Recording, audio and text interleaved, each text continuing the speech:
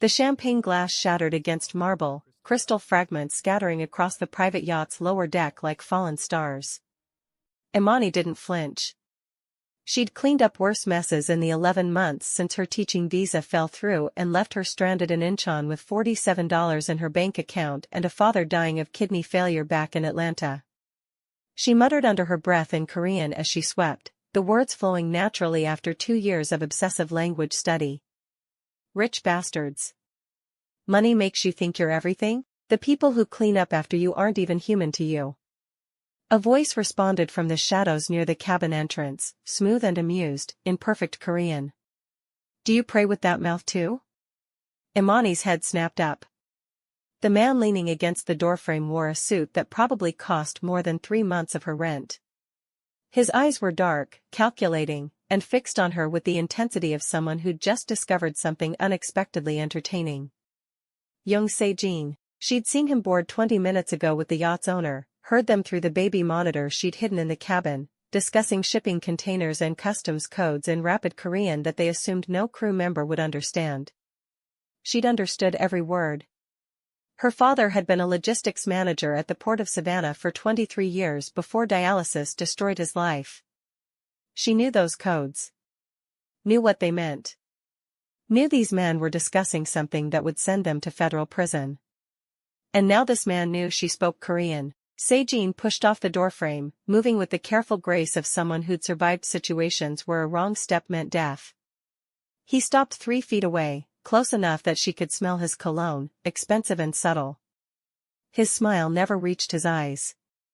How much did you hear? Imani's grip tightened on the broom handle. Her phone was in her locker. The dock was 50 yards away. She calculated the distance, the odds, the fact that she was wearing non-slip deck shoes that would be useless for running. Before the fear could fully set in, before you wonder what happens when a woman with nothing left to lose faces a man who has everything to hide, hit that subscribe button. This story doesn't slow down, and neither should you. It's free, it takes 1 second, and trust me, you'll want to know how deep this rabbit hole goes. She answered in English, her Atlanta accent thick and deliberate. I don't know what you're talking about. I don't speak Korean. Se-jin's laugh was soft, dangerous. He switched to English, his accent barely perceptible. Your eyes told me everything 30 seconds ago. When I mentioned SKU routing protocols, your pupils dilated. You recognized the terminology. That's not something a yacht cleaner should know. He pulled out his phone, tapped the screen twice, and turned it toward her. Imani's breath caught. Her father's medical records. Her expired visa. Her fake employment contract with the marina. Photos of her one-room apartment in Bupyeong.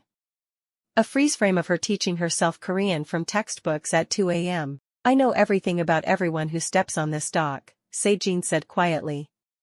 Your father was Imani Osei, Senior Logistics Coordinator, Port of Savannah, retired 2022 due to stage 4 kidney disease.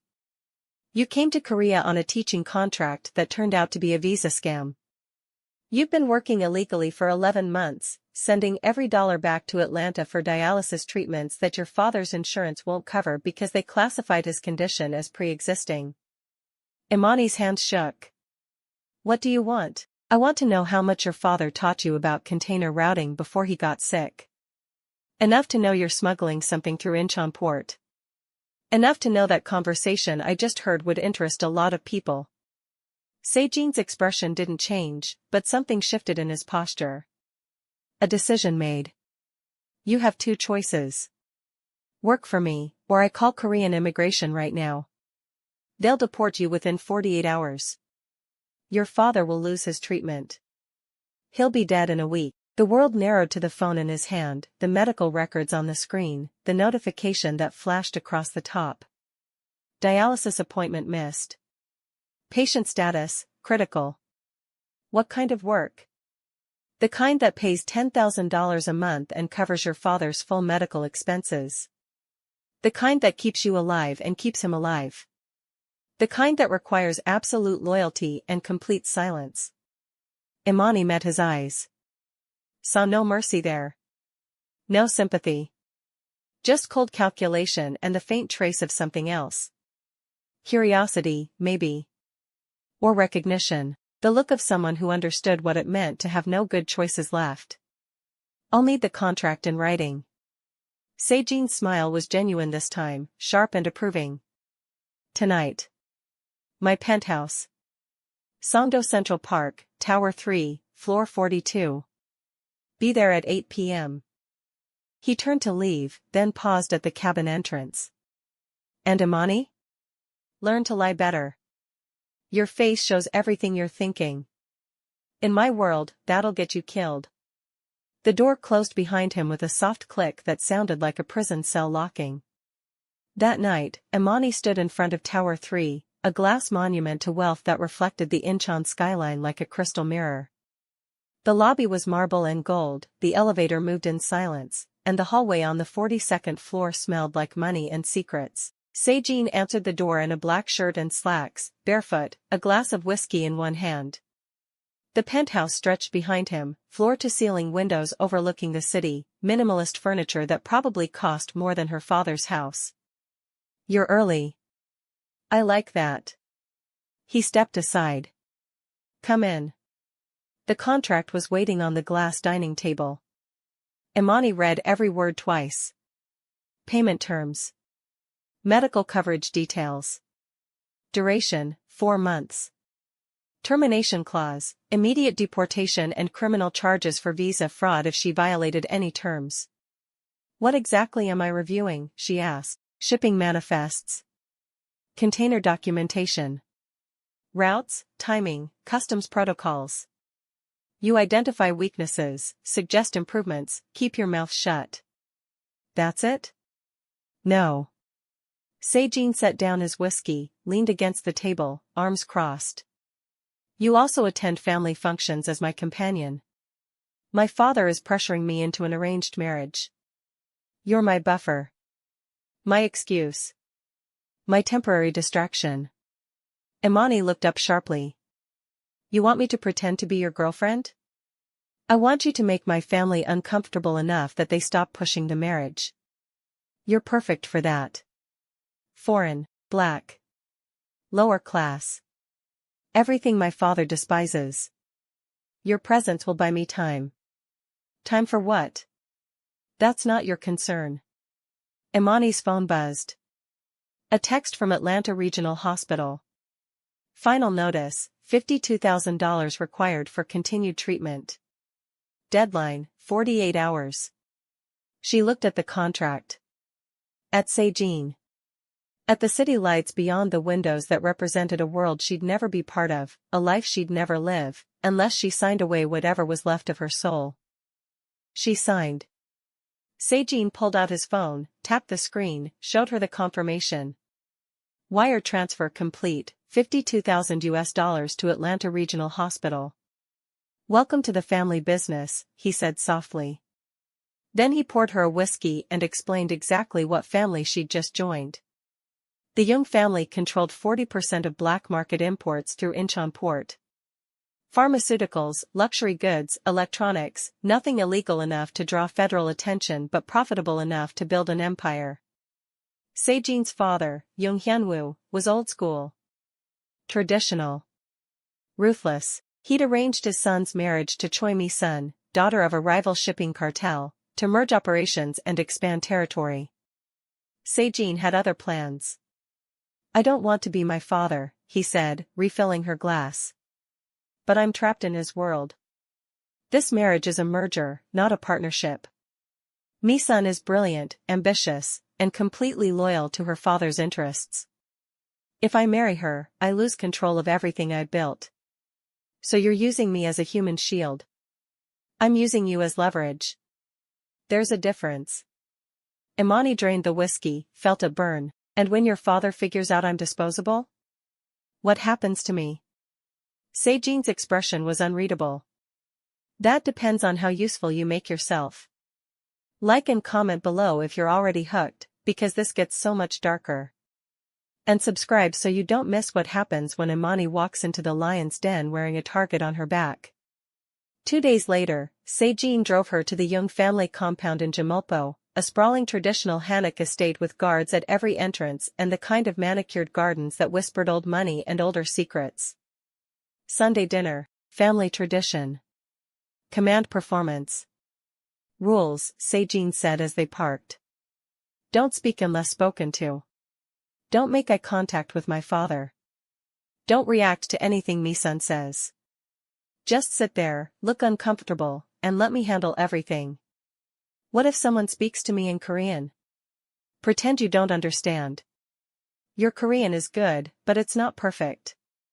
They'll hear the accent, the phrasing mistakes. Use that.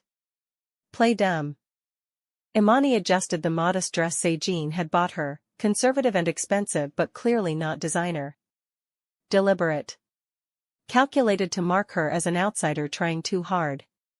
The dining room was traditional, low table, cushioned floor seating, dishes that represented generations of wealth and taste.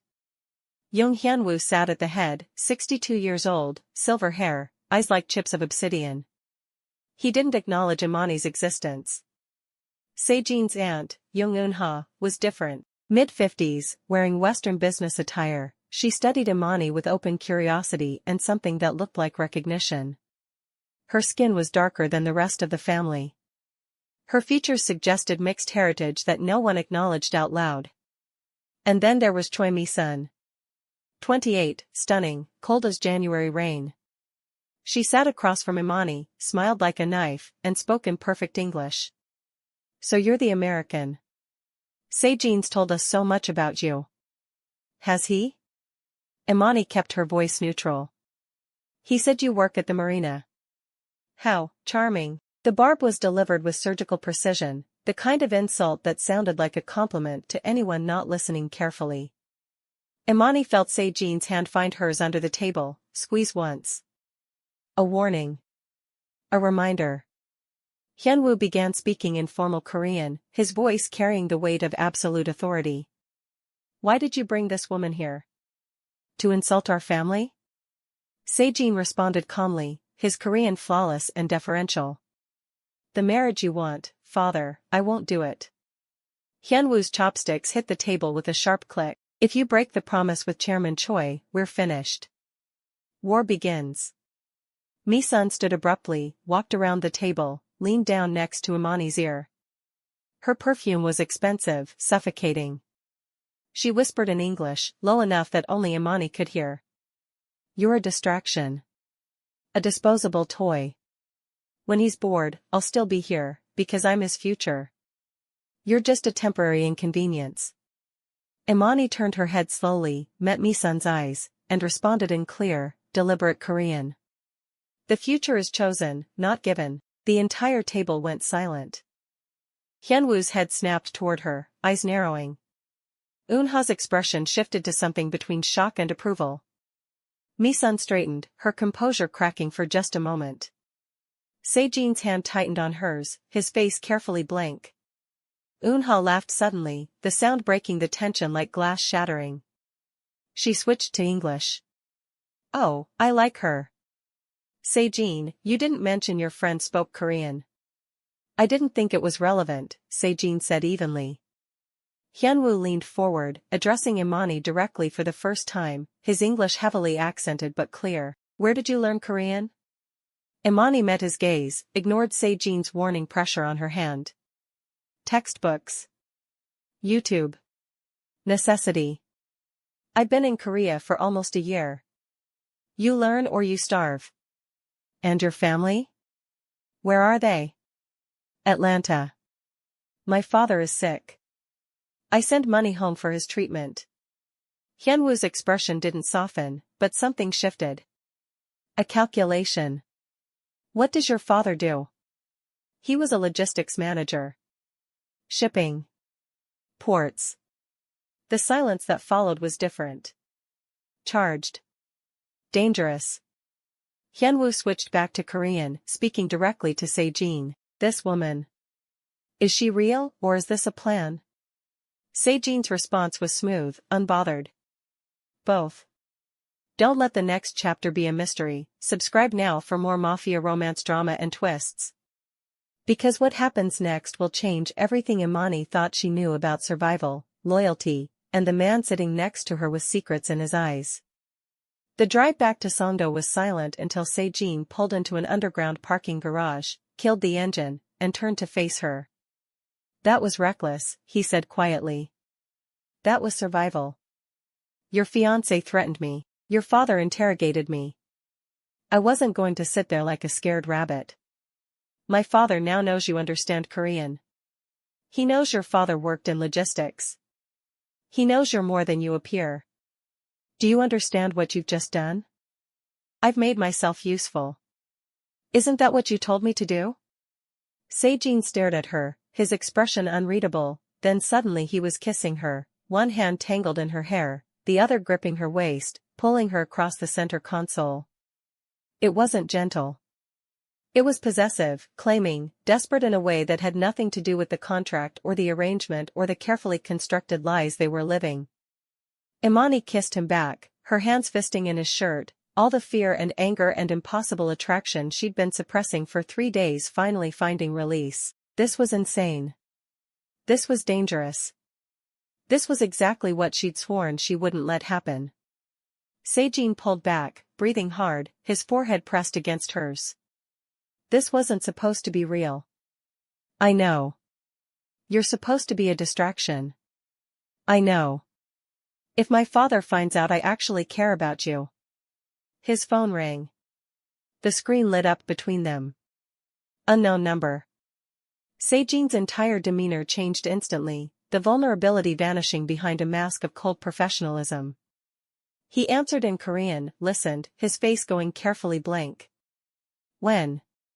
How much? Who knows? He ended the call, sat motionless for 3 seconds, then started the car without a word. What happened? Imani asked. Container 4782JX. The shipment we discussed on the yacht. Someone tipped off customs. They're conducting a full inspection at 6 a.m. tomorrow. If they find what's inside, 20 people go to prison, including me. Can you stop it? Not without knowing who leaked the information. Se-jin's hands were white-knuckled on the steering wheel. Someone inside the organization betrayed us. Someone who knew the routing codes, the timing, the contents. Imani's blood went cold. How many people had access to that information? 6. Including you. The implication hung in the air like a blade. You think I don't know what to think. Se-jin's voice was flat, emotionless. You show up, you conveniently speak Korean, your father conveniently worked in port logistics, and suddenly a shipment gets flagged. From where I'm sitting, that's one hell of a coincidence. I signed your contract 3 days ago. I've reviewed exactly 2 manifests. I don't even know what's in that container. Then help me figure out who does. They spent the next 6 hours in Se-jin's penthouse, surrounded by shipping documents, personnel files, communication logs.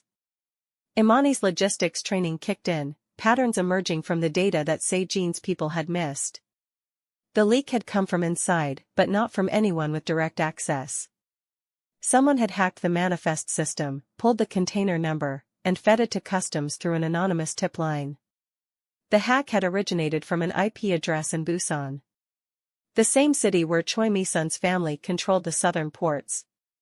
It's her, Imani said, pointing to the screen. Mi-sun or someone working for her. She's sabotaging your shipments to make you look incompetent. If you fail, your father will force the marriage to save the business. Se-jin stared at the evidence, his jaw tight. If I accuse her without proof, it starts a war between the families. If I'm wrong, my father will cut me out of the organization entirely. And if you're right? Then the woman I was supposed to marry has been trying to destroy me for months, and I've been too blind to see it. His phone rang again. This time, the number was blocked. Se-jin put it on speaker. A woman's voice, cold and amused, speaking Korean. Se-jin, where are you right now? It was me, son. Home. Liar. You're with that woman right now, aren't you? Se-jin's eyes flicked to Imani. What does it matter? Mi-sun's laugh was sharp. If you betray me, I'll take everything from you. The business, your family, that woman, everything. The call disconnected. Imani's voice was steady despite the fear crawling up her spine. She knows I'm here. She's been watching us. Probably since the dinner. Se-jin pulled up his building's security feed, scrolled back 3 hours. There. A black sedan parked across the street, same vehicle that had followed them from Jimopo. We need to move. Now. They didn't make it to the car. The elevator doors opened on the parking level to reveal 4 men in black tactical gear, faces covered, weapons drawn. Se-jin shoved Imani behind him, reaching for the gun he kept in a concealed holster, but they were faster. 2 grabbed him, slammed him against the concrete wall. The other 2 went for Imani. She fought. Her father had taught her that much. Knee to the groin, elbow to the throat, use their momentum against them. She got one down, broke another's nose, but the third one was trained, professional, and he had her in a chokehold before she could scream. Se-jin was roaring in Korean, struggling against the 2 holding him, and then suddenly he wasn't struggling anymore. He was moving with brutal, efficient violence that Imani had never seen. Dislocated shoulder, shattered kneecap, crushed windpipe. The men holding him went down in seconds. The one choking Imani hesitated, and that was his mistake. Se-jin put a bullet through his shoulder, pulled Imani free, and dragged her toward his car. More men were coming down the stairwell. The garage echoed with shouts and footsteps. They made it to the car, Se-jin flooring it, weaving between concrete pillars, the rear window exploding as someone opened fire. They crashed through the garage gate, onto the street, tires screaming. Who were they? Imani gasped. Mi-sun's people. Or my father's. At this point, I'm not sure there's a difference. Se-jin drove like he was trying to outrun death itself, taking corners too fast, running red lights, heading toward the industrial district where the city gave way to warehouses and shipping yards. He pulled into an abandoned loading dock, killed the engine, sat there breathing hard. You saved my life, Imani said quietly. You saved mine first. Back in the elevator. Se-jin turned to her, blood on his knuckles, his carefully controlled facade completely shattered. I told you this was supposed to be fake. I told you that you were just a distraction. I lied. Se-jin, my father arranged your visa problems. He bought out your teaching contract, made sure you'd be desperate when I found you. He knew your father worked logistics. He wanted me to recruit you, use you to find the leak in our organization. You were bait. A test. A disposable asset. Imani felt the world tilt. What? And I went along with it because that's what I do. I follow orders. I use people. I survive. Se-jin's voice cracked. But then you cursed at me in Korean on that yacht. You looked at me like I was just another rich bastard making your life harder, not like I was something to be afraid of. And at that dinner, you didn't back down from Mi-sun or my father. You chose your own future instead of letting them give you one. And I. You what? I fell in love with the woman I was supposed to throw away. Before Imani could respond, before she could process the devastation and revelation crashing through her, headlights flooded the loading dock. Cars, multiple vehicles, surrounding them. Se-jin reached for his gun, but a voice called out in Korean, amplified and commanding. Come out, Se-jin. It's over. Jung Hyun-woo stepped into the light, flanked by a dozen armed men. And beside him, dressed in black like she'd come from a funeral, was Jung Eun-ha. Se-jin's aunt. The woman with the knowing eyes and the mixed heritage that no one talked about. She spoke in English, her voice carrying across the dock. Imani Osei. Daughter of Edwin Osei. Granddaughter of Mercy Osei, who married Kwon Jae-sung in 1978 when he was stationed at Fort Benning. Your grandmother's maiden name was Mensa. Your Korean grandfather's name was Kwon. My father's name was Kwon. Imani's world shattered. We're cousins, Eun-ha continued. Your grandmother was my father's second family. The one he kept in America when his Korean wife refused to leave Seoul. He supported them for 30 years. Sent money. Visited twice a year. Died never telling anyone in Korea that he had black children in Georgia. That's impossible, Imani whispered. It's documented. Birth certificates. Letters. Money transfers. Your father knew. He never told you because your grandmother made him promise. She didn't want you to be ashamed of being mixed in a world that would judge you for it. Eunha's smile was sad, but I knew. I've been tracking our family for 20 years. And when Se-jin's father decided he needed leverage against the Choi family, I suggested he look into American logistics experts with Korean language skills. I gave him your name. Se-jin was staring at his aunt with something between betrayal and horror. Why? Because you needed someone real. Someone who wasn't playing a game. Someone who would fight for you instead of using you. Eunha switched back to English, speaking directly to Imani. I gave Se-jin to you. And I gave you to him. What you did with that gift was up to both of you. Hyunwoo stepped forward, his expression unreadable. He spoke in Korean, and Eunha translated. The marriage to Choi Mi-sun is cancelled. She attempted to sabotage our family operations and orchestrate the death of my son. Her father has been informed. There will be consequences. Hyunwoo's eyes moved to Imani. You are family. Distant, complicated, but family. If my son chooses you, I will not stand in his way. But understand this. You are now part of this world. There is no walking away. No normal life. No safety. Imani looked at Se-jin, at the man who'd saved her father's life and nearly cost her own, who'd used her and fallen for her and was now offering her a future built on blood and secrets and the twisted logic of organized crime. I need to hear you say it, she said quietly. Was any of it real? Se-jin stepped out of the car, walked to her, cupped her face in his blood-stained hands. Every moment from the second you cursed at me in Korean. Every conversation. Every kiss. Every time I told myself I was just playing a role and knew I was lying. All of it. Real. Your father destroyed my life to test you. I know.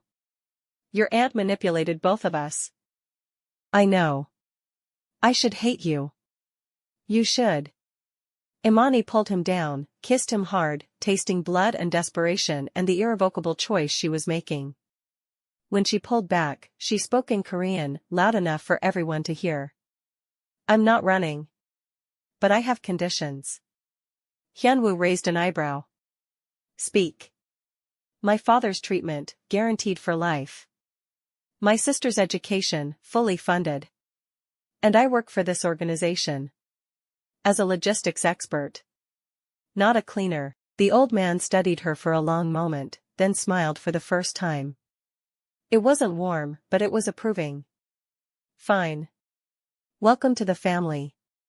Subscribe, like, and comment below because this is where it gets complicated. Imani just traded her freedom for her father's life and her heart for a man who lives in shadows. But in this world, love isn't a weakness. It's the most dangerous weapon of all. 3 months later, Imani stood in Se-jin's penthouse office, reviewing shipping manifests on triple monitors, tracking containers across 3 continents. Her father was alive, healthy, his dialysis fully covered by the best private facility in Atlanta. Her 14-year-old sister was enrolled in a prestigious prep school with a full scholarship, no questions asked. And Imani was no longer cleaning yachts. She was running logistics for one of Korea's most powerful criminal organizations, using her father's knowledge and her own sharp mind to make the Jung family untouchable. Se-jin walked in, wrapped his arms around her from behind, kissed the back of her neck. Mi-sun's father wants to meet, he said quietly. Peace talks. Terms of surrender. Are you going? We're going. Together. Imani turned in his arms, looked up at the man who'd bought her soul and somehow made her grateful for it. What if it's a trap? Then we survive it. Like we survive everything else. Se-jin smiled, that dangerous smile that had hooked her from the beginning. Besides, you still owe me for that first kiss in the parking garage. You kissed me. You kissed me back. That makes you complicit. Imani laughed, the sound surprising her, and pulled him down for another kiss that tasted like expensive whiskey and bad decisions and the complicated truth that she'd chosen this life with her eyes open. The future wasn't safe. It wasn't clean. It wasn't what she'd planned when she'd come to Korea chasing dreams of teaching English and exploring a new culture. But it was hers. And she was done apologizing for surviving. Let me know where you are watching this from in the comments below.